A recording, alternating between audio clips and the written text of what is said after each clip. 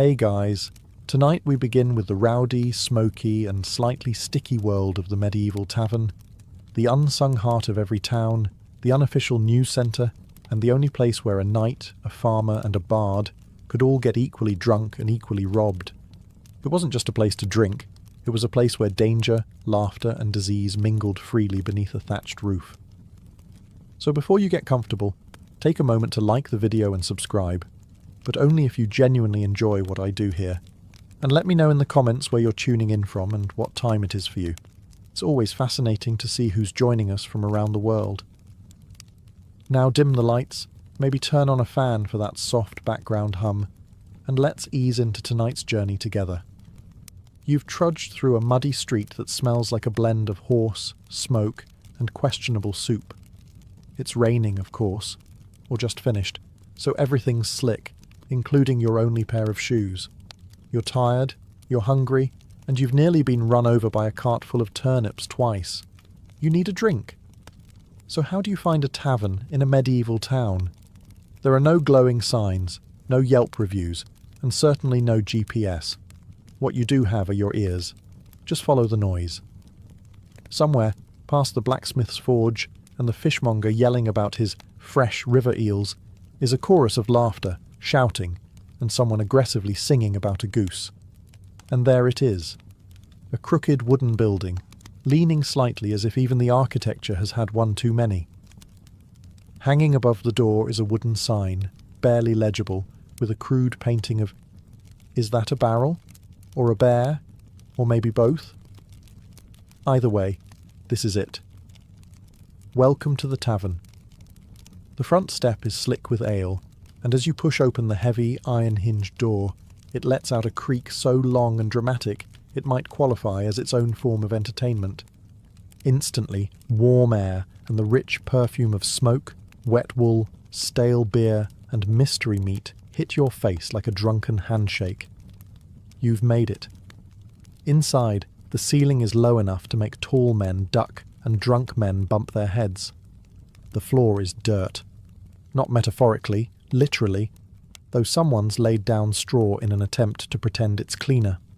It isn't. There are no private booths, no waiters with menus, and no such thing as quiet conversation. This is a medieval tavern, and it only comes in two settings: rowdy and closed due to fire.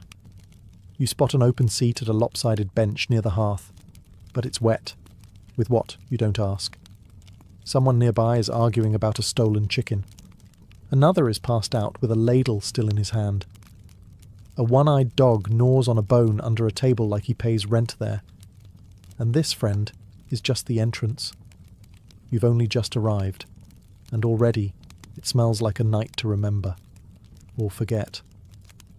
As the heavy tavern door slams shut behind you, the darkness wraps around your senses like a damp wool blanket, warm, uncomfortable, and slightly suspicious. Your eyes adjust slowly.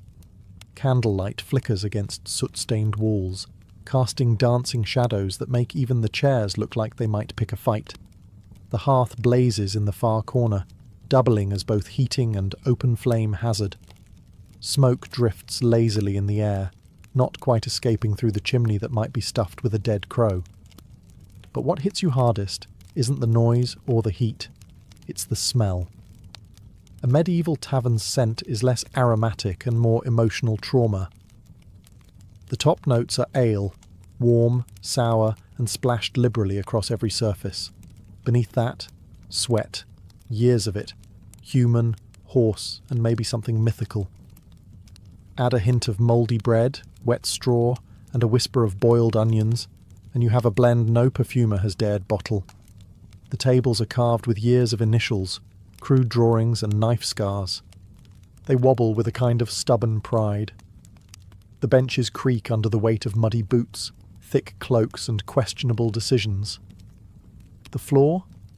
Dirt as promised, but layered with straw meant to soak up spills, spit, and the occasional unconscious customer. You step carefully. One wrong move and your foot sinks into something with a texture best left undescribed. The crowd is a living, breathing organism. Loud laughter erupts in one corner, while two men argue about the price of a pig in another. A woman slams a mug down hard enough to spill half her drink, and no one even flinches.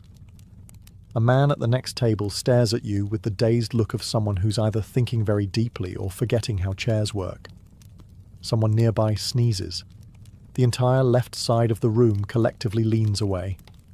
And still, despite the overwhelming assault on your modern sensibilities, there's something welcoming here. The tavern is alive. It's rough, raw, and completely unfiltered. The medieval version of a community hub, minus the hygiene, and with 400% more shouting. You find your seat. It's a bit damp. It's probably cursed. But for now, it's yours. At first glance, the tavern's layout looks like someone arranged the furniture during an earthquake, and then just decided to leave it that way. There's no blueprint, no bar area, no cozy booths in the back. Just a sprawling, uneven spillage of tables, benches, barrels, and the occasional wooden crate being passed off as a seat. Everything is too close together or too far apart, depending on how drunk you are. The hearth is the only real centerpiece, a big open fire roaring against one wall, doing its best to provide warmth, light, and a healthy dose of indoor smoke inhalation. Around it, people crowd in for comfort, like moths with mugs. Those with the best seats hog the warmth. Those without? Well, that's what ale is for. The bar, if you can call it that, is usually just a thick wooden plank resting across two barrels, sagging under the weight of jugs, mugs, and elbows. Behind it stands the tavern keeper, multitasking between pouring drinks, yelling orders, and giving that one guy in the corner the death stare of, "You still haven't paid for last Tuesday." There are no menus. You ask what's available and brace yourself. The answer is usually ale or shut up and wait. A narrow staircase, possibly original, definitely splintery, leads to the upstairs rooms. If you squint, you can see a boot hanging from one of the railing posts. No one's entirely sure if it's decorative or a warning. Some taverns have a back room. It might be for storage. It might be for illegal gambling. Or it might be where the last person who insulted the barmaid was taken, never to be seen again. It's best not to ask. The walls are stained with candle soot, the windows are covered with greasy cloth or animal hide, and every surface has been thoroughly polished by the elbows, boots, and spilled drinks of generations past. And maybe a chicken. Somehow, despite the chaos, or because of it, it works. Everyone knows where to go, how to sit, when to shout, and when to duck. It's not organised, but it is alive. Every medieval tavern has a ruler, and it's not the local lord or the tax collector. It's the tavern keeper. They may not wear a crown, but don't be fooled. This person runs the show. Equal parts chef, server, accountant, babysitter, and executioner of barroom justice. The tavern keeper is a one-person institution, and they take no nonsense. If it's a man, he's likely built like a barrel with arms, grizzled, grumpy, and carved from cured meat and bad decisions. If it's a woman, and often it is, she's sharper than a blacksmith's file, and can silence a room with a single look. Either way, they've seen everything, heard worse, and cleaned blood out of straw before breakfast. They greet regulars with a nod, strangers with suspicion, and troublemakers with a tankard to the head. Behind the bar, they keep mental tabs on who's paid, who owes, and who's had 3 too many. And they do it all without writing anything down. Because medieval literacy might be rare, but tavern memory is terrifying. The tavern keeper sets the tone.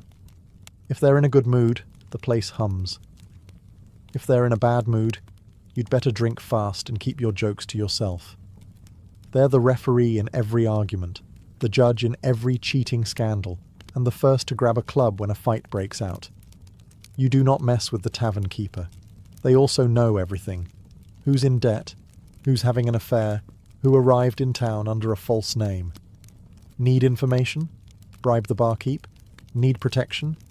Sit near them? Need a favour? Better hope you didn't break a mug last week. Some have a helper, a son, daughter, spouse, or orphan they sort of adopted, and now make carry barrels twice their weight. These assistants run drinks, mop floors, and try not to spill anything or get stepped on by drunks. So while the tavern may feel like chaos to you, it's actually a very delicate ecosystem. And in the centre, commanding it all like a storm god in an apron, stands the one person keeping the ale flowing and the roof from collapsing into a riot, the tavern keeper. So, you finally settle onto a creaky bench, dodging elbows and spilled stew. Your throat's dry, your boots are damp, and it's time for the main event, the drink. But don't expect a wine list or a polished mug. This is a medieval tavern. Your choices are limited, lukewarm, and possibly life-threatening. Let's start with the classic, ale. Unfiltered, unpasteurized, and usually brewed in the back room where the dog sleeps. It's thick, cloudy, and often comes with floaties, bits of grain, yeast, or possibly a chunk of the previous customer's moustache. It's not cold because there's no ice. And you don't ask how long it's been sitting in the barrel. You just drink and hope. Next up, mead, honey wine. Sounds fancy, right? In reality, it's sweet, strong, and occasionally explosive. If the tavern keeper made it themselves, it might be delicious, or it might taste like regret and bee venom. It's usually served to nobles, wedding guests, or that one bard who insists on being paid in gold or mead. Then there's cider, made from apples that were either freshly picked or dropped on the ground 3 weeks ago. Sharp, tangy, and served in cracked mugs that may double as soup bowls by morning. It's the drink of choice in orchard-rich regions, or for those who want something just alcoholic enough to forget the smell of the man sitting beside them. Wine? Technically, yes. But unless you're in southern Europe or the nobility's in town, it's likely watered down, soured, and served with a side of sarcasm. Good wine is reserved for lords, bishops, and the merchant who just sold 12 crates of salt. And water? That's a bold choice, because half the time it's teeming with invisible death. Boiling costs fuel, and clean wells are rare. That's why even children drink ale. It's not about the buzz, it's about not dying of dysentery before age 8. No one's measuring shots or crafting cocktails here. You drink from mugs made of wood, clay, or tin. Some still have last night's stew in them. You raise your mug, sniff it, and sip. It's warm, it's bitter, and somehow, it's perfect. Because in the medieval tavern, if it's wet and won't kill you immediately, it's a fine vintage. So you've survived the drink? Barely. Now your stomach growls, reminding you that you haven't eaten since sunrise, and your last meal was mostly barley and sadness. Time to eat. But don't get excited. There's no menu, no waiter, and absolutely no one asking if you have any dietary restrictions. You don't order food in a medieval tavern.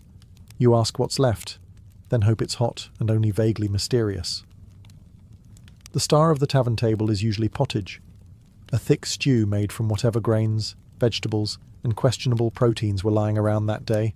It's been cooking in the same pot since Monday, and it's now Thursday. New ingredients are added daily. Nothing is removed. It's less of a meal and more of a culinary time capsule. If meat is involved, congratulations. It's probably rabbit, pigeon, or the unlucky chicken who wandered too close to the fire.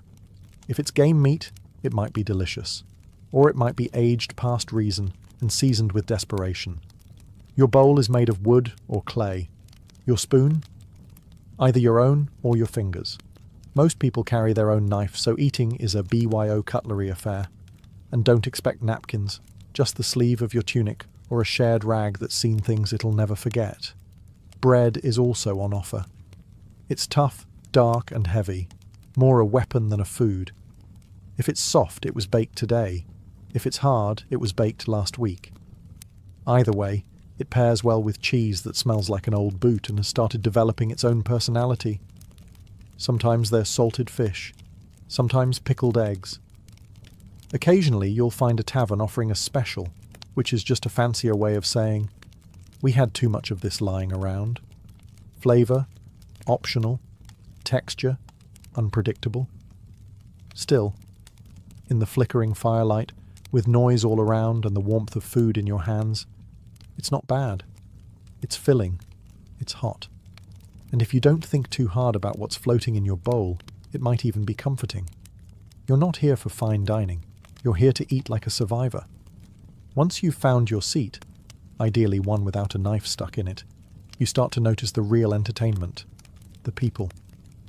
A medieval tavern is the original social media feed, loud, chaotic, half-true, and fully committed to oversharing. To your left, there's a red-faced farmer, already deep into his fourth ale, retelling the same story about his cow giving birth sideways. He slaps your shoulder mid-sentence like you're a lifelong friend, or a good replacement for the pig he usually drinks with. At the far end of the room, a hooded stranger sits in shadows, nursing a drink slowly. He could be a runaway monk, or a bandit, or just really bad at eye contact.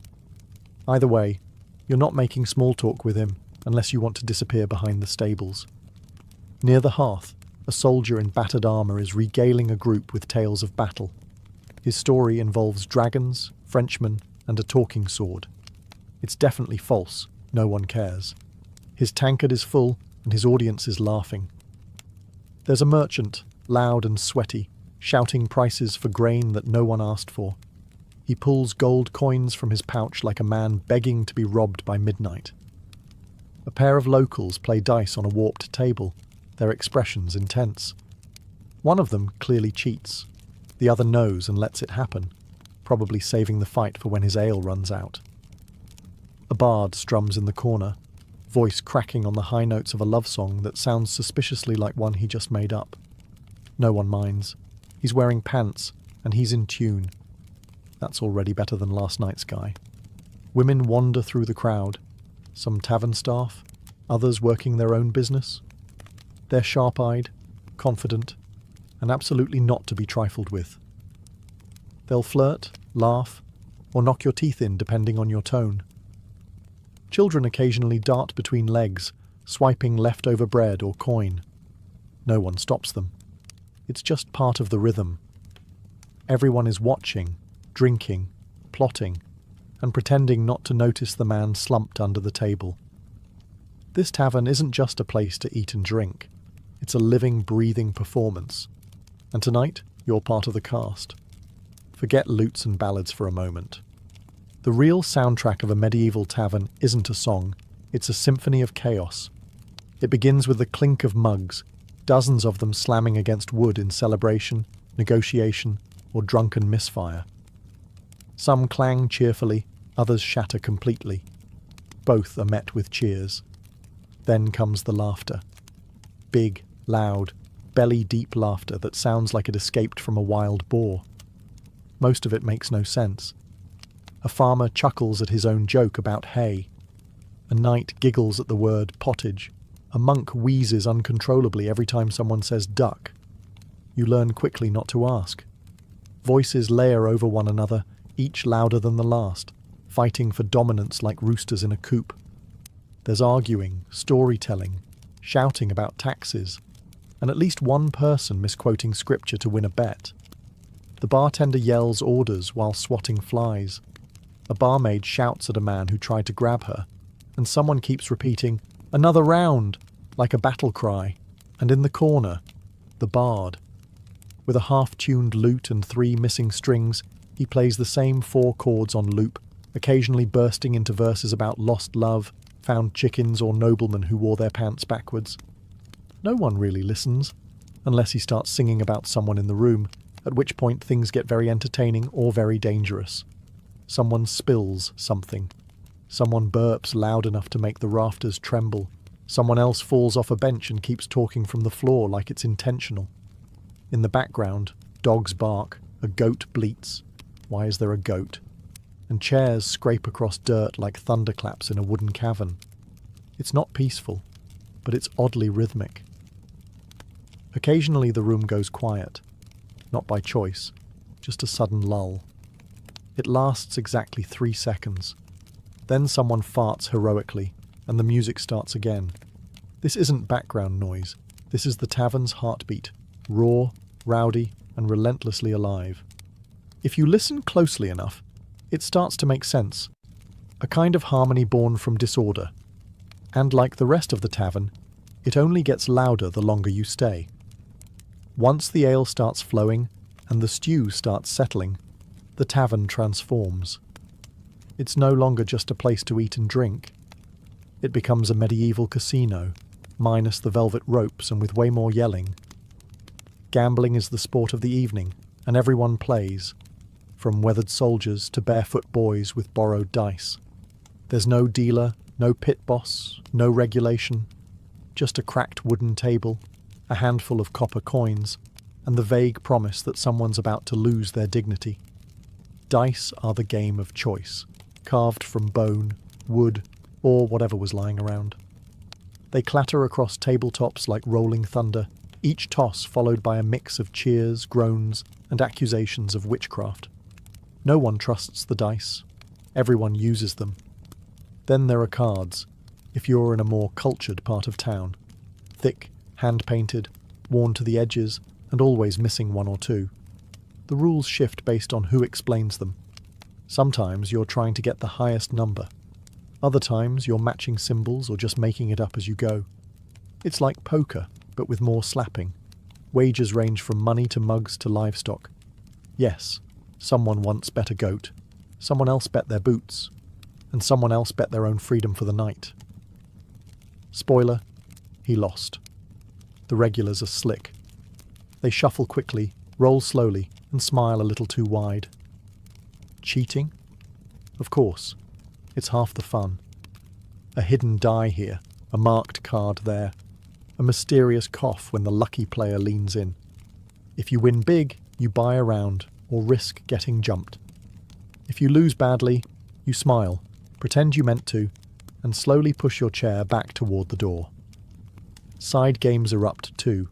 Arm wrestling, thumb wars, and the ever-popular who can drink the most without falling over. The winner earns applause. The loser earns a night under the table and a headache that lasts until next market day. But even when the rules are unclear and the stakes are absurd, the energy is addictive. Because in a medieval tavern, luck isn't just a game, it's a gamble with your purse, your pride, and possibly your pants. As the night deepens and the tavern fills with warmth and humidity, a new kind of performance takes the floor. One made of words, music, and confident nonsense. This is story time, medieval style. A bard clears his throat in the corner, gently plucking at a half-tuned lute, the strings squeaking like old boots. He's missing a few teeth, but not a bit of confidence. With a dramatic flourish, he launches into a ballad of heartbreak and heroism. Something about a knight who fell in love with a mermaid and drowned nobly while reciting poetry. No one believes him. Everyone listens anyway. That's how it works here. Truth is optional. Entertainment is everything. Around the tables, others join in. Not bards, just patrons with ale-fueled bravery and a tale to tell. One man swears he once wrestled a bear and lived to drink about it. Another claims he saw a witch turn a cow into a goat. A third insists he's related to Charlemagne on his mother's cousin's side. Everyone's story begins with, "You won't believe this, but..." And they're right. We don't. But we want to. Boasts become ballads. Mishaps become myths. Someone tells a joke so bad it circles back to being good. Someone else recites a poem, likely plagiarized from a monk's scroll. The room claps, hoots, or throws bread, depending on the quality or quantity of the performance. If you're lucky, a skald or minstrel might be passing through. Professionals who travel from town to town, exchanging music for coins, meals, and occasionally a place to sleep indoors. Their songs are polished, their tales long, and their ability to rile up a crowd? Dangerous. But even they know the golden rule of tavern tales. Never let facts ruin a good story. In this smoke-filled room, with the fire crackling and the mugs sloshing, storytelling isn't just entertainment. It's tradition. It's connection. It's how you make friends, enemies, and the occasional lifelong drinking partner.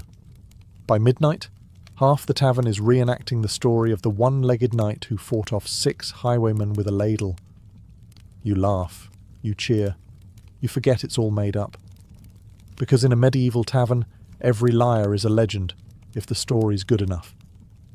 As the night deepens and the ale keeps flowing, something changes in the air, a kind of boozy boldness. The bard is halfway through his 3rd song about unfaithful shepherdesses, and suddenly, everyone's feeling romantic. Welcome to medieval flirting. Subtlety has left the building. It starts with eye contact, or at least one eye, slightly squinting through a mead-induced haze. A man with 2 remaining teeth leans across a bench and slurs, "Milady, your beauty burns brighter than the hearth." She responds by hurling a bread crust at his forehead. The room cheers. Others try their luck more gently, offering refilled mugs, clumsy compliments, or offers to help carry a bowl of stew so it doesn't spill.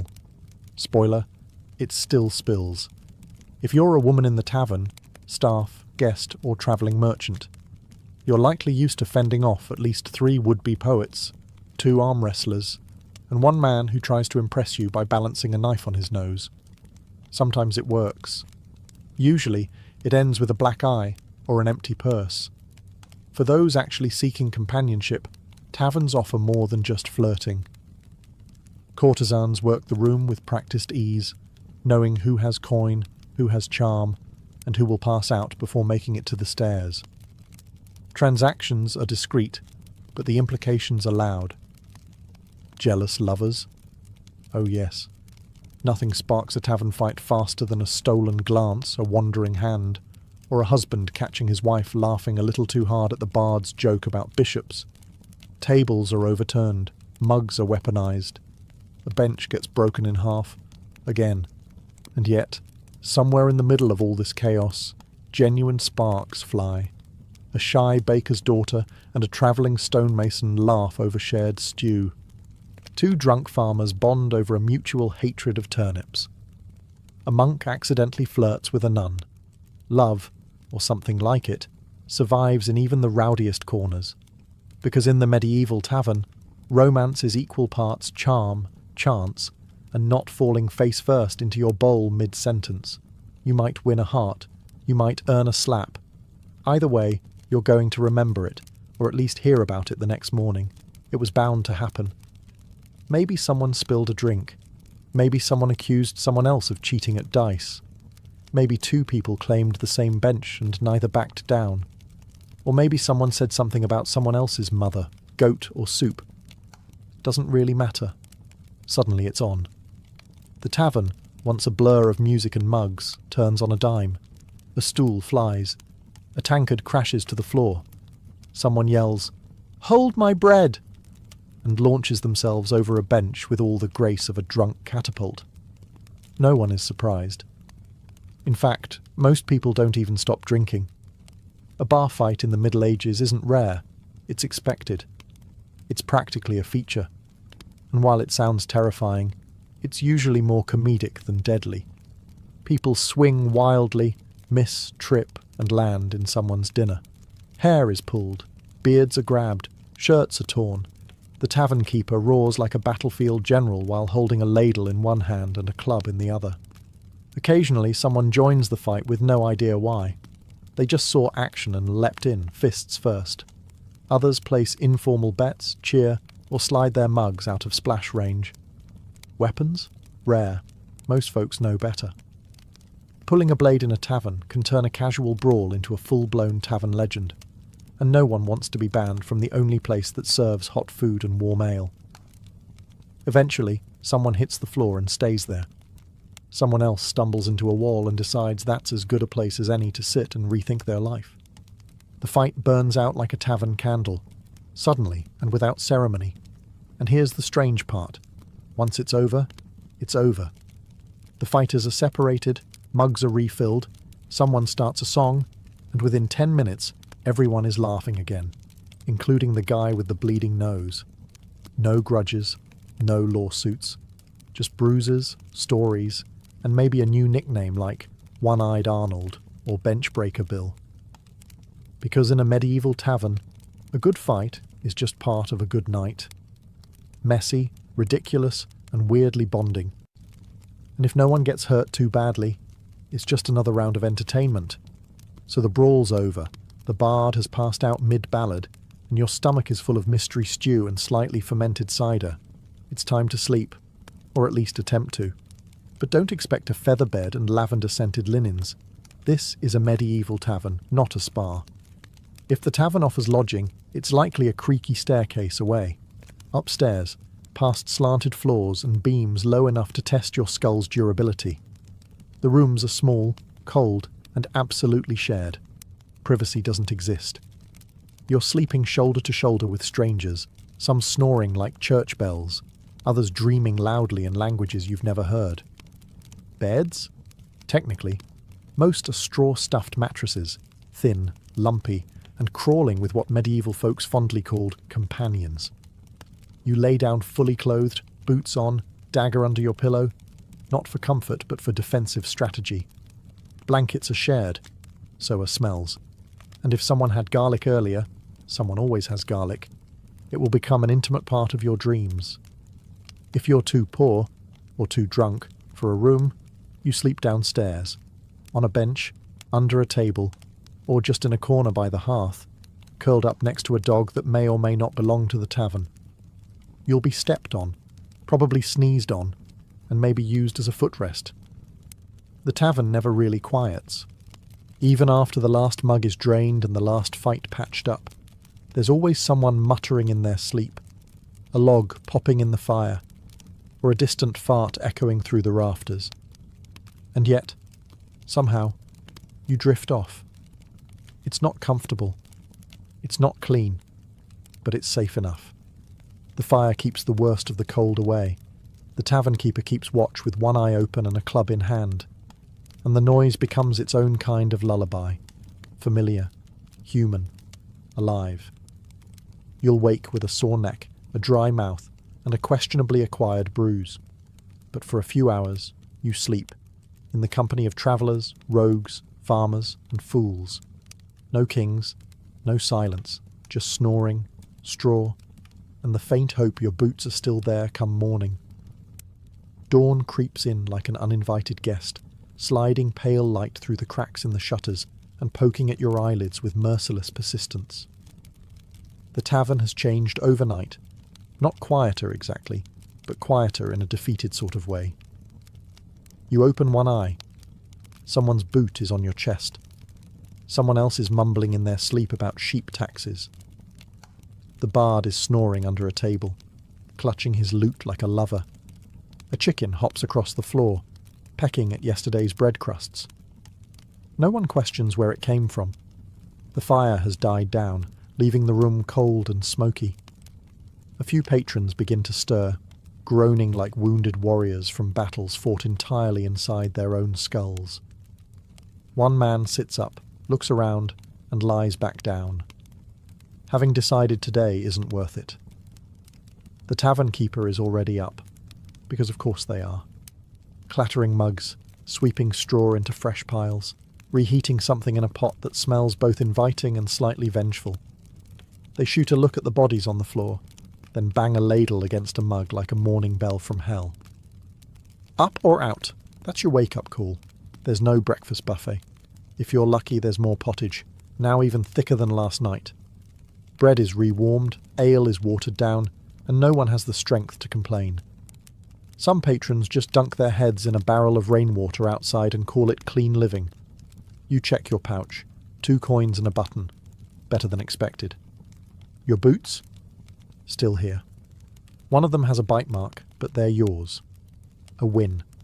A few new faces trickle in. Early risers, travellers, workers in need of a drink before dealing with livestock, taxes, or worse, neighbours. The tavern begins to stir again, like a beast slowly waking. Someone starts retelling a story from last night. It's already changed, of course. Now there were 2 fights, and the bard's song summoned a ghost. Everyone nods like it's gospel. The night was chaos.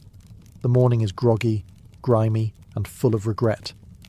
And yet, you smile. Because somehow, you survived it. By now, You've felt the sweat, the smoke, the sticky ale under your boots.